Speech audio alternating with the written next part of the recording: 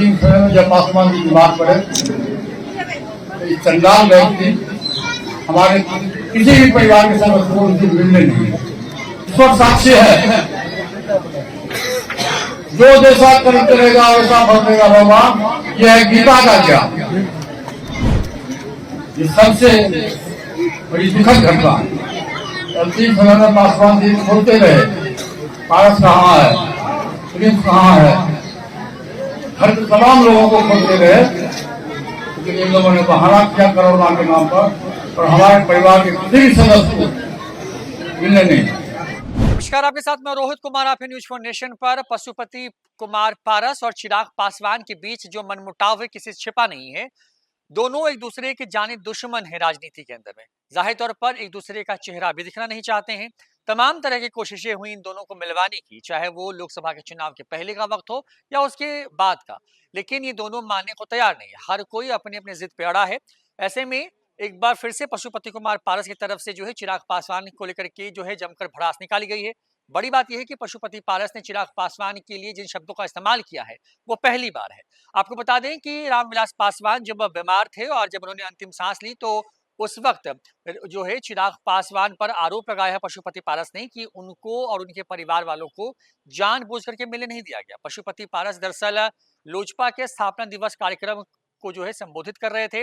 उसी कार्यक्रम में चिराग पासवान को जो है पशुपति पारस ने चांडाल कहा है। पहले क्या है पूरी खबर और किस तरीके से सब कुछ हुआ है विस्तार से बताते हैं। ये वाला बड़ा होगा, ये वाला दे दीजिए। ये सर, ये बना दीजिए सर। ये वाला बड़ा है। भाई भाई पीछे है।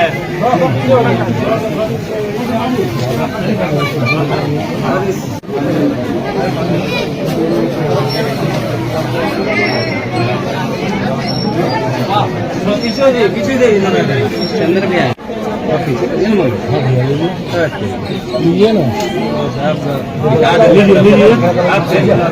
अंतिम समय में जब पासवान जी बीमार पड़े तो इस चंडाल व्यक्ति हमारे किसी भी परिवार के सदस्य को उनसे मिलने नहीं।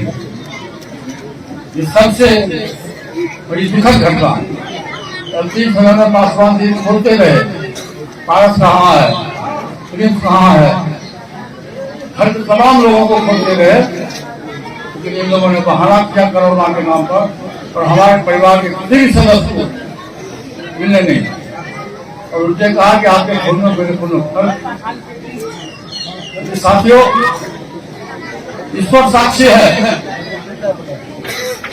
जो जैसा कर्म करेगा वैसा फल देगा भगवान। यह है गीता का ज्ञान।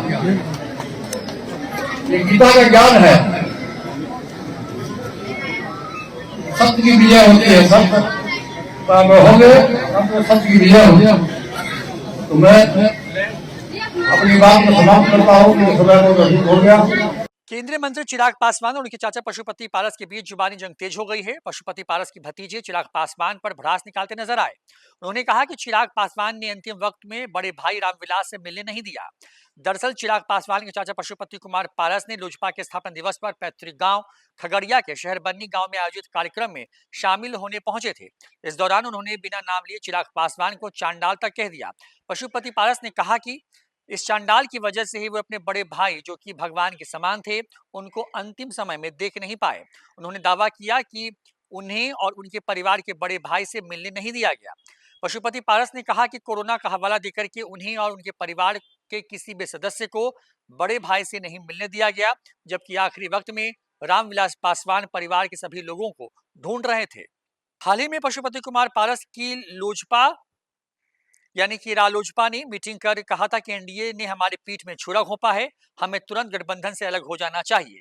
पारस ने जल्द रणनीति बनाने की बात कही थी। पारस की पार्टी के बयान के बाद चिराग की भी प्रतिक्रिया आई थी। चिराग पासवान का इस पर रिएक्शन था कि वो एनडीए में थे ही कब, अलग तो वो होता है जो गठबंधन का हिस्सा होता है।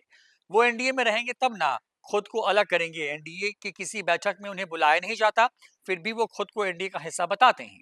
लोकसभा चुनाव के दौरान वे अलग थे, आने वाले विधानसभा चुनाव की गिनती में भी उन्हें कोई नहीं रख रहा। आपको बता दें कि पशुपति पारस की पार्टी लोकसभा चुनाव 2024 के दौरान ही हाशिए पर चली जाती दिखी।